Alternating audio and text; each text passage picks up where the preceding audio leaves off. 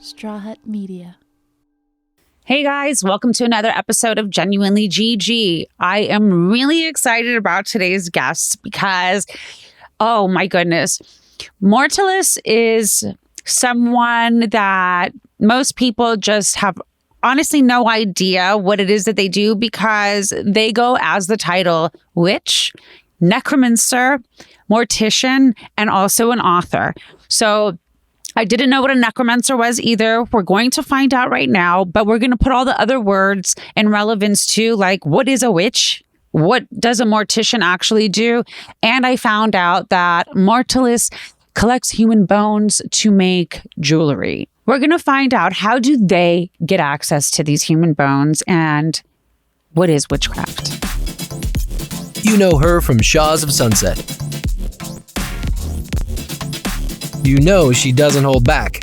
This kid was always wearing jewelry that looked like bones. And so in my mind, I'm thinking, psycho? What is he, a witch? This is Genuinely GG.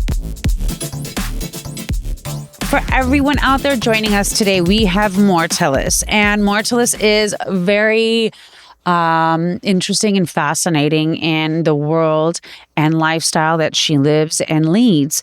She is a witch, a necromancer. Am I saying that correctly? Necromancer. Necromancer, a mortician, a medium, and you are also an author of the book, The Bones Fall in a Spiral. So everybody, please welcome Mortallus to Genuinely Gigi. Hi, Mortallus. How are you? Hi. Wonderful. Thank you very much for having me. This is a pleasure. Just a second ago, I was asking you where you are located right now, and you said you're in North Carolina. Yes, here in the beautiful Blue Ridge Mountains, part of Appalachia here in Western North Carolina. It's a really beautiful part of the country.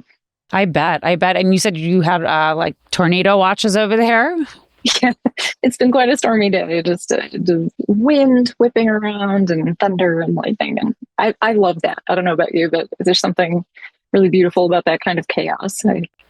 It's very, it's a turn on because there's this element of lack of control, this something so big and, intense, kind of like religion for some people, right? This God that some people speak about.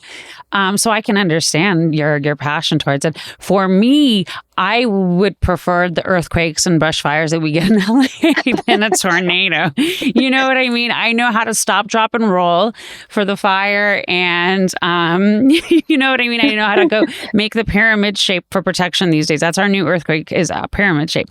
But let me ask you something. What takes people to North Carolina or makes people stay in North Carolina when they know that there might be a tornado in their backyard? What brought you there? Were you born there? I was. And I should say tornadoes are not actually really common here. We've seen probably more tornado watches this year alone than I've seen in my whole life. They're really uncommon. But I was born in this area and I stay because, I don't know, there's something about the mountains that kind of call to you. They say that the Appalachian Mountains are such an old feature of geology that some of the caves are older than bones. There aren't even records of those kinds of remains in some of the caves. And there's just something about that ancient quality that's really humbling. And I think that attracts people to stay here. Did you grow up with a passion, as you speak about right now as an adult? Because you are a mortician, and I know there are different types of morticians, but I also saw that you make custom jewelry from bones, and some of them are human bones, correct? Or are they all human bone? They're all human bones. So my first question would of course be, where did we get the bones from? That's always the question. It's a good question. So interestingly, so all the pieces I work with are retired medical specimens. And there was a time in history when any medical student would have been assigned at least a skull as part of, you get your textbooks and you get your skull, and that's what you take home. So you'd be amazed. They're sitting around in closets all over the world of just somebody's grandpa was a dentist or whatever.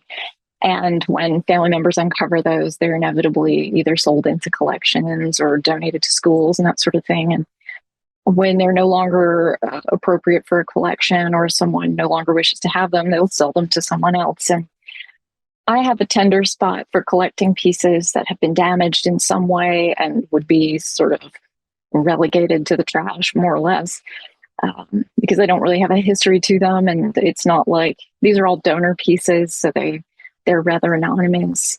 So I like taking that and making them into something new and beautiful.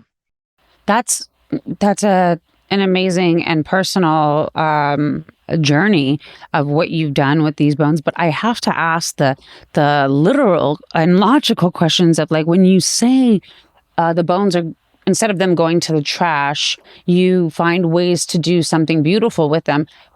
Is there, I don't know, for instance, I wouldn't know where to look, in which trash cans to look in, and how do you have to ask legal permission? Because I'm very serious. I got in a lot of trouble growing up. I went to a lot of high schools. One of the high schools I went to, there was this kid. I remember we were in class and the police came in and arrested this kid and took him off. They didn't put him in the cuffs. They took him and off. What we ended up finding out was this kid was always wearing really interesting and unique jewelry that looked like bones. And what they ended up finding out was, I guess someone put a complaint in, that he was taking dead animals from the streets. And from that, he was getting their bones. And I'm maybe 15, 16. So in my mind, I'm thinking, psycho? What is he, a witch? And then here we are now that I'm almost 41 years old, and I'm sitting with someone that is a self-proclaimed witch. So I would love for you to teach me and a lot of the people who are out there listening, and a lot of society in general, who has a preconceived notion of what that word really means, witch. What does that mean, Mortellus? I can say a little bit about the person you went to school with. The odds are someone made a complaint because they were scared and the police got involved, not really understanding, but odds are they probably had no charges or anything like that. Lots of people collect pieces like that so they can do taxidermy work with it.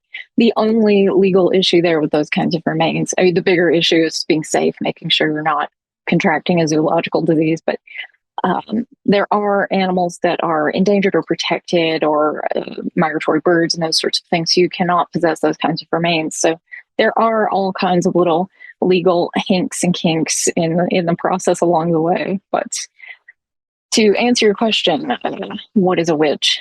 I think that's such a loaded question, because we live in a world where society has lots of ugly words to call people who are assigned female at birth, and that's been my life experience. I have a uterus. I've given birth to children. I spent my life being called woman, even though I identify as non-binary now. But do you fly on a broomstick? Oh, that's a terrible stereotype.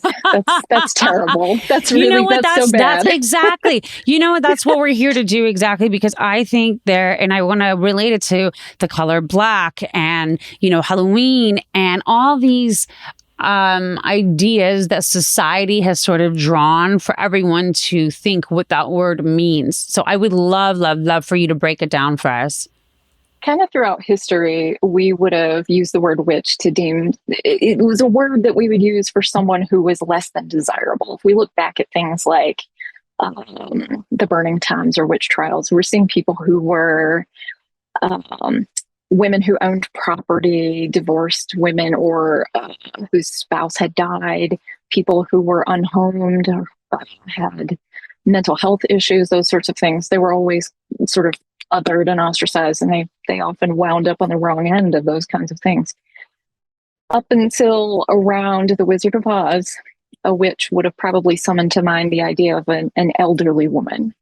We really see things like the broom and the pointy hat and the green skin and those things come in because of these movies, but right. But they are stereotypes, and they're pretty hurtful ones. But for people today who use that word for themselves, we're talking about people who are reclaiming the idea of sort of pre-Christian faith practices.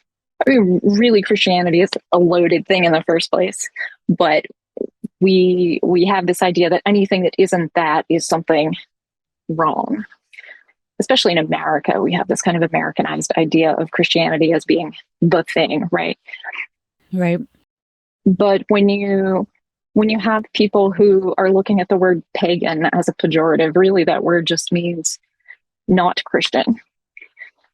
And that would be any faith practice. Anything that is not Christian is pagan, according to that usage. Sorry, there's a little moth like all on my face. It's terrible. It's just like menacing me right now. Someone's watching you. Someone's watching. But we're sort of reclaiming that word as our own power, as a way of saying, yes, I'm exactly the kind of thing you might have once burned. I'm different from you. But it's a word that really just defines a practitioner of a certain kind of pre-Christian faith practice, more or less. We're going to take a quick break, but when we come back, you're a strong, independent person. You own things. You decide what your world is. In another time, in another place, someone would be calling you a witch.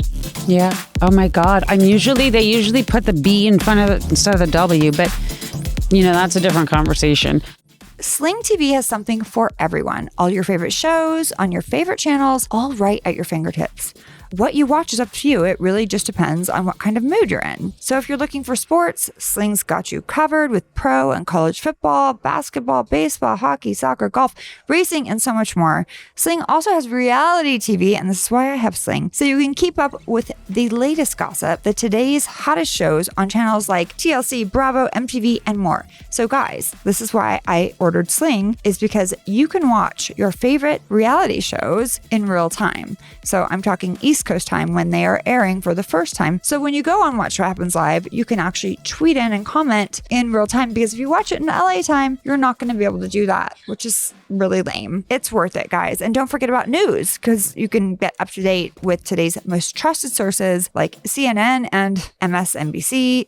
Feeling adventurous? Explore thousands of movies and shows on demand. So what kind of mood are you in? No matter what your answer, Sling has what you need. Getting Sling is easy. Sign up and start watching in just 5 minutes. You can stream on any device and record up to 50 hours with included DVR space. And the best part is you can pause or customize your subscription at any time. So check out sling.com for special offers. Try it today. Sling, the TV you love for a price you'll love.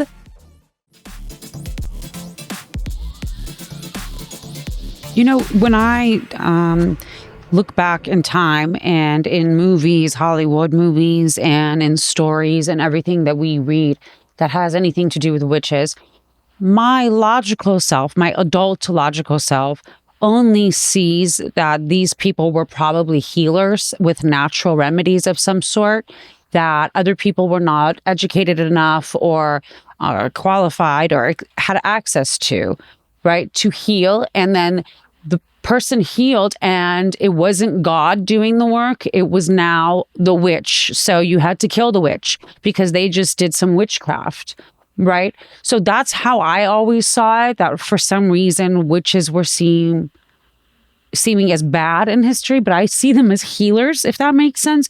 Is that real? Do witches heal? That's pretty accurate. Every person is different, obviously. Every practitioner of whatever faith group, and really we're talking about all kinds of different people, but some do particularly work with healing, and I for one work with death. As a mortician, as a death care worker, I'm really inclined toward helping people heal from grief. I do mediumship and help people communicate with their deceased loved ones and that sort of thing, and I would consider that healing, even if I'm not giving someone herbs to heal an illness or something like that. But I do think you're right. There is this sort of idea that anyone that sort of existed outside the paradigm, right? If you could live your existence without the support of the church or some old white guy and their money, you're a witch, right? You're breaking the system. You're encouraging people to look outside that box. Right. And I think that's still true today when we look at the villainization of, say, the LGBTQ community and anybody that has said, I'm stepping outside of what society said I have to be. And we're always, as a society, kind of villainizing those kinds of people. Well, may I ask what type of witch you are? How you represent yourself, so I can understand the difference between how you practice life as opposed to, so, like you just said, someone in regular society that does not feel like they are a witch. I want to understand what it's like. So I am a Gardnerian Wiccan. As a Wiccan, there are lots of denominations sort of within Wicca. Gardnerians are a traditional initiatory craft. We work with a balance of life and death. The belief structure includes reincarnation. What does that mean? I'm sorry. What does that mean exactly? Reincarnation is the belief that when you die, you would be born again into a new body, Right. that you would live many lives. Some people in the community even talk about remembering bits of past lives. You might see them in a dream or just instinctively feel that you have been a place before or seen something before. So you're able to tap into a past life for who you were or what you were in a past life. Are you doing that as well? Do you see that for other people? Other people can do that. It's not my specific skill. Got it. I work particularly with the dead. My particular skill is communicating with the deceased and helping the living speak with them. I sort of act as a translator of a kind. Wow. I communicate with the dead and help the living get messages to them, or the opposite. Were you born into that, or was that something you practiced to understand what it was, or to channel it? How does that come about? Because I think of the sixth sense, and and he says, I see dead people, and then he realizes maybe they're just trying to communicate a message to them before their souls can be freed. So I don't want everyone to just get this Hollywood idea of what that means when you say you communicate with the dead. What does that mean, Mortellus, that you communicate with dead? So to kind of backtrack to how it came to be, it's a little bit of a heavy story, but I grew up with an evangelical family, very conservative, quiverful. We have lots of children, and then they grow up and have lots of children, and that's how Christians win, I guess. I don't know. That was the idea. Yep. And I'm sure you can imagine that made life not very fun. It was actually right. a pretty terrible way to live. And when I was 5, I was sexually assaulted by a man in our church. And long story short, and if your listeners want to hear the terrible story, I've told it in other interviews. They can go back and check it out. But I attempted to end my own life after that at the ripe old age of 5. And I survived, but I was in a coma for 4 days. And at the end of that 4 days, I died. Doctors tried to resuscitate me for 20 minutes and declared me dead. And 8 minutes later, I woke up. Wow. But I remember being dead. I had experiences while I was dead. I remember visiting the underworld and talking to people. It was a really powerful, moving experience for me. And after that, it was a skill that I sort of uncovered. And it's not a very comfortable skill to have, especially as a young person. I spent lots of years in therapy making sure I was okay with myself. You want to make sure. I mean, I can't imagine. Yeah, that's not too many people get to experience that, or get to live to experience that, I should say.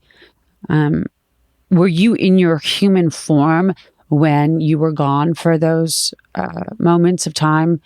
I don't really think much about my own body in that place, I guess. I remember what it felt like for my feet to touch the floor there. I remember what it smelled like. I remember what it sounded like. But I don't really remember thinking much about my physical self. I was very young at the time. Were you aware of your actual? Were you aware of Mortellus's actual physical situation? Only at the very end. Toward the very end, I recall feeling something in my body and looking up. And when I looked up, I could see my body, and I was pulled to it. And that's when I woke up in the hospital. How old were you? Do you mind me asking? I was 5. My goodness. Yeah, I was very small. I am deeply sorry to hear that you had to go through that. Any child has to go through a situation like that. That's traumatizing in itself. You found such a gift out of this, right? I believe that we always find something out of the ruts. We find it, and it's a beautiful wildflower that comes, So you created this beautiful lifestyle that's very teachable, and I'm still learning. And I really love this conversation because I'm learning so much. Again, it's just the taboos of the words that we use here. Why do we have to title it Mortallus? Why do we have to call you a witch? What makes you so different from me? Not a thing in the world. Nothing makes us different. We're just the same in a lot of ways. In another time, in another place, someone would be calling you a witch, right? Yeah. You're a strong, independent person. You own things. You decide what your world is. You would be a witch. Yeah. Oh my God. They usually put the B in front of it instead of the W, but that's a different conversation. But is it really? It really isn't. I don't care I'd love to be one. I think that'd be the coolest thing in the world. I think that words like bitch are the same thing though, really, because it's something someone has called us and we've taken it for ourselves and said, yeah, you're right. I am a bitch. Yeah. Deal with it. Deal with me. That ownership of having something. Yeah.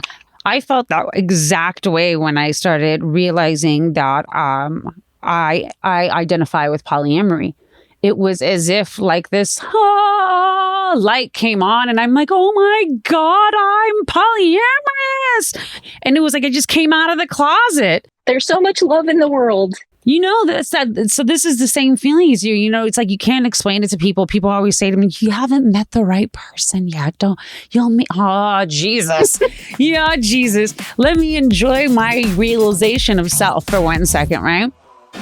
We're going to take a quick break, but when we come back, oh my God, this is what I wish Hollywood witches were real, that they could make like a voodoo spell or something right now. Gosh. Oh my gosh. Oh, I would probably be better off if I did magic for myself, but I don't. I swore an oath to never do magic for myself. I only do magic for others. So. Really? Do you have children, you said? I do. I have 3 kids. I have a 19-year-old who was really excited that I was going to be talking to you. Oh, really? Hi, 19-year-olds. Hi, Rain. Hi. And I have twin 4-year-olds, which that's super stressful when you have rheumatoid body and they're trying to climb and you want to hold them. You have rheumatoid arthritis? Oh, I do. Babe. I wondered if that was how you found me because I post a lot about rheumatoid. Oh my goodness. It's a whole world, isn't it? It's a whole world. Oh, yes. Are you affected, full body affected? Are you medicated and all that stuff? Yeah. I'm not medicated. My doctor just dropped me from their practice because the medication that I take can cause abortion. And they said I was viably fertile, so they could not prescribe it to me anymore. You're in fucking North Carolina. I was oh my God. So abortion is still legal and protected in North Carolina. You take methotrexate, correct? Correct. Yes. I take methotrexate. This is so upsetting to me because it's just ridiculous that so many people now cannot receive their medications because methotrexate is something that can cause abortions. It is also something that saves the lives of people like me who have an autoimmune disease. I self-inject once a week in my stomach methotrexate. I've been doing this for God knows how many years, that's just, but I wouldn't be able to function without it, even though sometimes I can't function on it because the medication itself is just so fucked up. It is. It is, but it's crazy. Oh gosh, I'm so sorry to hear that. Oh, I hope those mountains are really beautiful over there because Well, I have to be fair to North Carolina. It's still totally legal in North Carolina, and our state is still fighting for abortion rights. But my yeah. doctor is in South Carolina, just over the border. I live really close to the South Carolina line.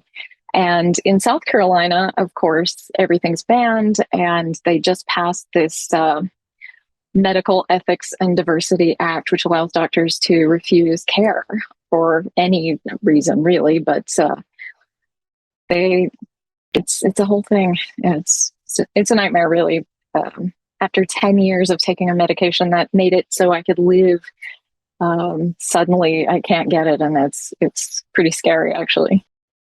That's frightening. That's mortifying, to be quite honest with you. So I'm sure there are other medications, that can be taken that are not going to cause that, right? You could do different infusions that can kind of. Yes. The problem is finding a new doctor now. I mean, specialists are not necessarily that easy to come by, and so I'm playing the referrals game right now. I'm waiting, so fingers crossed. Oh my God, this is what I wish Hollywood witches were real, that they can make like a voodoo spell or something right now. Gosh. Oh my gosh. Oh, I would probably be better off if I did magic for myself, but I don't. I swore an oath to never do magic for myself. I only do magic for others. So. Really? Yes. Oh, wow. You're so selfless with that. Oh, I don't know about that, but I figured the gods gave me my life back. So that was something I could give back. Well, you have 3 amazing kids, like you just said. Do the young ones understand that that mom, or I'm sorry, I know you are your pronouns are, but do you go as mom or? I do use mom. Okay, I'm so sorry. I just didn't mean to. I'm learning. Mom is like God. You do. Okay. It's a title. That's different. Lots of people use different terms, but I use mom.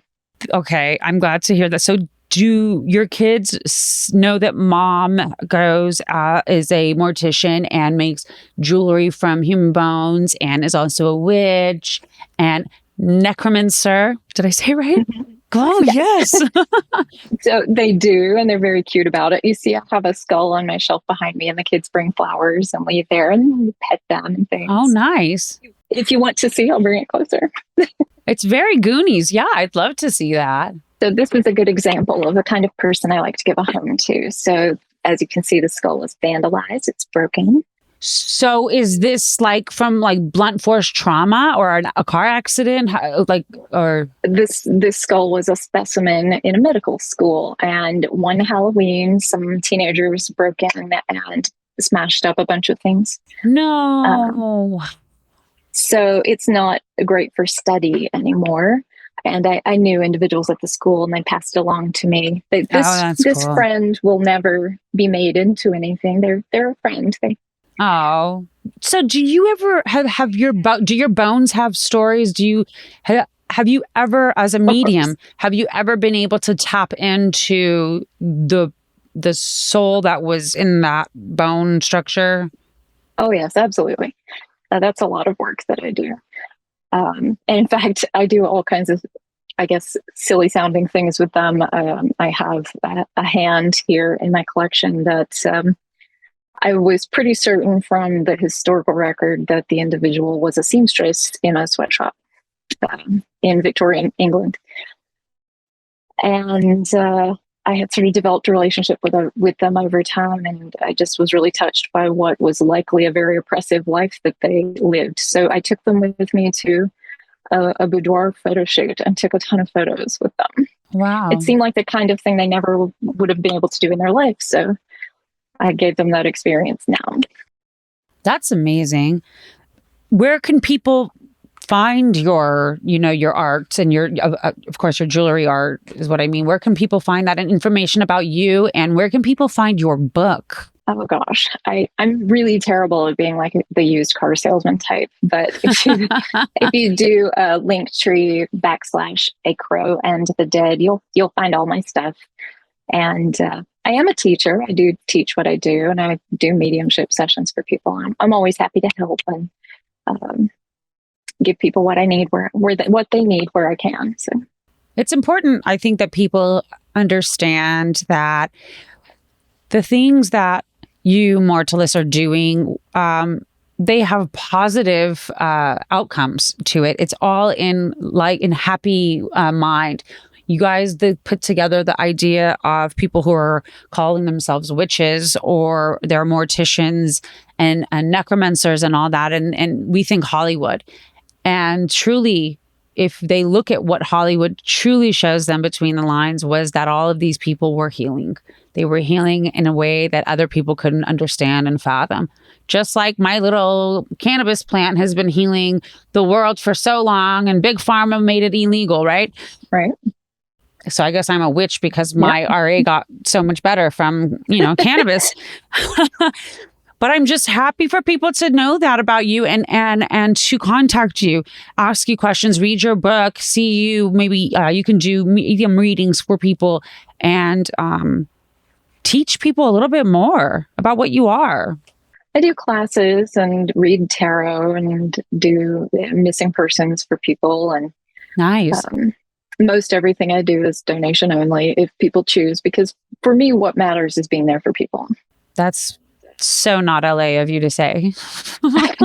I think in the world that we live in, it's all we've got left, right? We have so little left but our humanity, and just that, what a gift it is to be able to give that to one another and just be there for each other. And to remember that even though we might be separated by circumstances and distance, you and I are strangers, right? We've seen each other for the first time today, but I think strangers are just friends you haven't met yet. We're connected now by this experience, and that was something we could give each other. Better words could not have been written out for you to say. Those were beautiful words. And with those beautiful words, thank you so much, Mortalis, for joining us, for educating me as well as the listeners about a whole different spectrum of what, we've been blind to. And I'm much more interested. I'm interested in learning much, much more. I put the word much. I'm just very much interested. But I would love to know a lot more about you. And I have so many questions. I just have so many questions. So I would love to just DM you and be like, hey, what's up? By the way. Please do. Yes. Send me a message. I would love to send you a gift. I'll send you a little bit of my healing. I need a whole lot of healing right now. I've had a rough 2022, to be quite honest with you. So I will take healing. We all have, right? It's just been weird. Ever since Kobe died, the whole world went to shit. We got COVID. Now we have monkeypox. We have people just killing everyone. Oh my gosh. I heard someone quip that maybe Brad and Jennifer getting married would reset the timeline back to 2004. We could. You're so smart. You're so smart to think that, because you would think that would make sense, but it didn't. It really didn't. It didn't. No, it didn't. Something's going to have to. We need a shake. Maybe that's up to us, right? Only we can make the world better. Absolutely. For now, I'm going to just shake people's ears, one audience member at a time. Thank you so much for being here, Mortalis. Thanks for listening to Genuinely Gigi. Download new episodes every week. And if you haven't already, subscribe. And be sure to leave us a rating and review. And while you're at it, check out some of the other great shows available on Straw Hut Media.